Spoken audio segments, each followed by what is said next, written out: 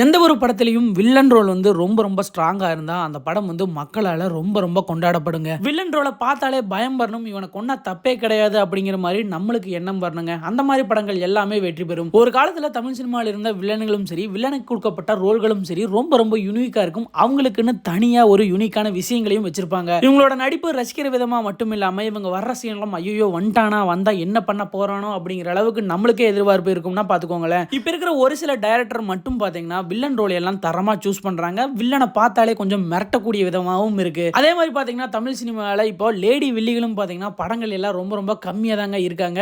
இப்ப இருக்கிற most of the Tamil பிலிம்ஸ்ல இருக்கிற வில்லன்கள் எல்லாம் பாத்தீங்கன்னா ஹீரோவுக்கு பில்டப் கொடுக்குற விதமா எக்கச்சக்கமான டயலாக்ஸ் எல்லாம் பேசிட்டு இருக்காங்க. அதே மாதிரி இப்ப இருக்கிற தமிழ் சினிமாவில் வில்லன் அப்படிங்கிற ஒரு பிம்பமே பாத்தீங்கன்னா கோட் சூட் போட்டு அழகா ஜாலியா வந்துட்டு இருக்காரு. எல்லாமே கார்பரேட் வில்லனா தான் இருக்கு. ரீசெண்ட் டைம்ல நீங்க பார்த்த படங்கள்ல ரொம்ப ரொம்ப மிரட்டிட்டாருங்க இந்த வில்லன் அப்படின்னு சொல்ற அளவுக்கு எந்த வில்லன் இருக்காரு? கமெண்ட் பாக்ஸ்ல கமெண்ட் பண்ணுங்க.